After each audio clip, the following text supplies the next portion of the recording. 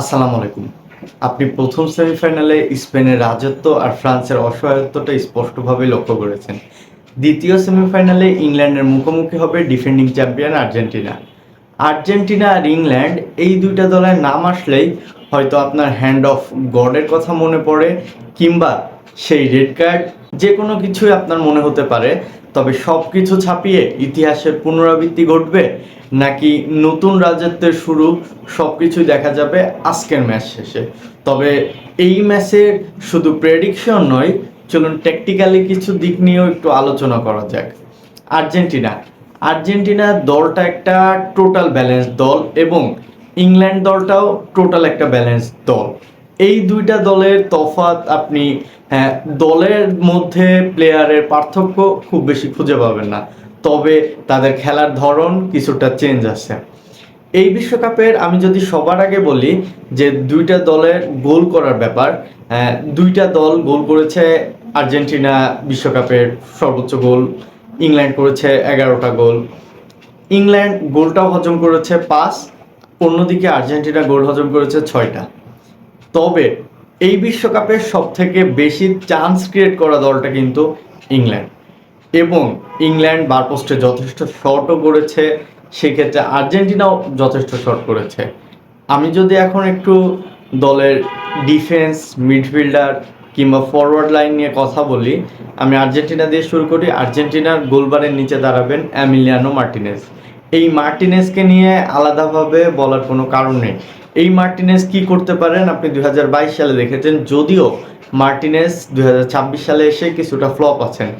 এখন পর্যন্ত মার্টিনেজ কিছু করতে পারে নাই। আমার যদি ধারণা ভুল না হয়, এই ম্যাচের এক্স ফ্যাক্টর হবেন মার্টিনেজ। ইংল্যান্ড যথেষ্ট বল শ্যুট করবে বারে, মার্টিনেজ সেগুলো সেভ করবেন, এবং দিন শেষে ফলাফল যেটাই হোক না কেন সেটা একটু পরে বলবো। তারপর যদি আপনি দেখেন আর্জেন্টিনার ডিফেন্স লাইন আপটা মোটামুটি বেশ সলিড। রোমেরো আছেন, লিসান্দ্রো মার্তিনেজ আছেন।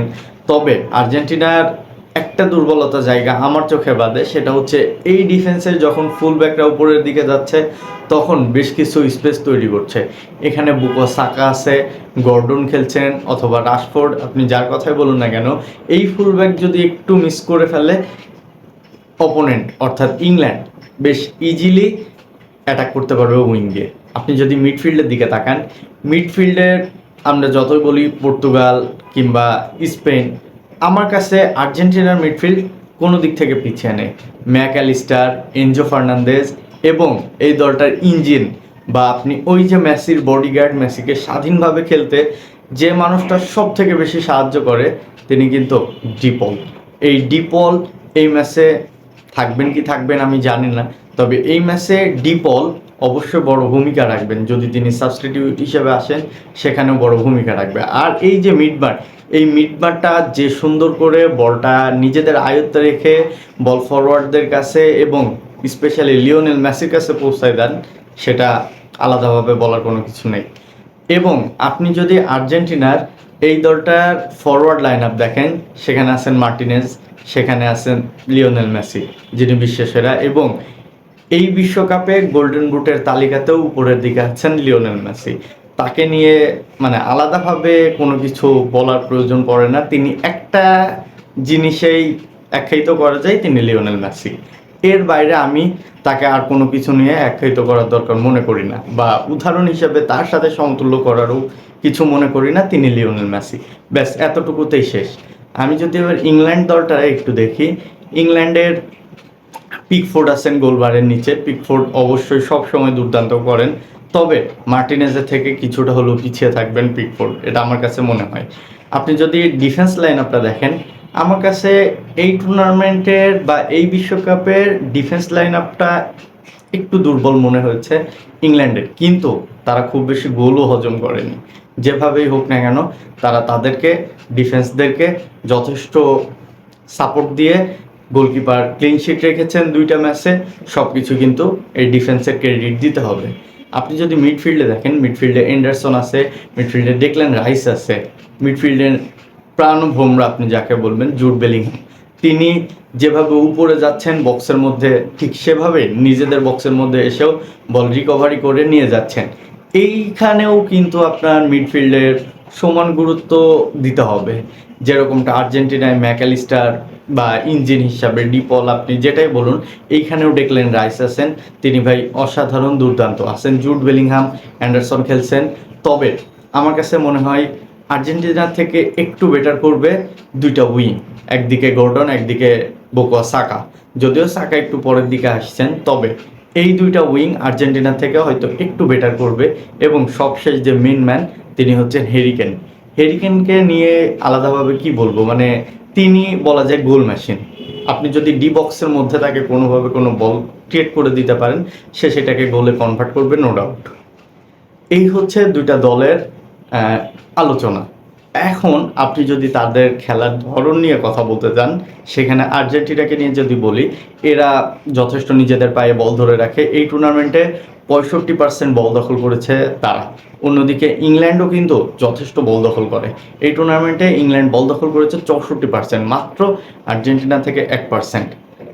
বুঝতেই পারছেন এই ম্যাচটা হবে বল দখলের ব্যাপার। এইখানে দুইটা দলই নিজেদের আয়ত্তে বল ধরে রাখার চেষ্টা করবে এবং সেখান থেকেই আস্তে আস্তে তারা অ্যাটাক বিল্ড আপ তৈরি করবে এবং গোল করার চেষ্টা করবে।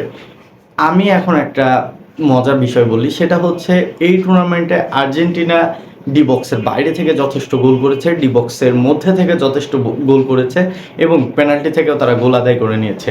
কিন্তু আপনি যদি এই টুর্নামেন্টে একটু ইংল্যান্ডের দিকে দেখেন বা জুড বেলিংহাম, হ্যারি কেন তাদেরকে দেখেন, তারা ডি বক্সের মধ্যে থেকেই বেশি গোল করেছে। 11টা গোলের মধ্যে 9টা গোল করেছে ডি বক্সের মধ্যে থেকে, আর 2টা মাত্র গোল করেছে তারা ডি বক্সের বাইরে থেকে। তারা গর্ডনকে দিয়ে ক্রস বা বুকায়ো সাকাকে দিয়ে ক্রস করিয়ে ডি বক্সের মধ্যে থেকে গোল করার চেষ্টা করেন।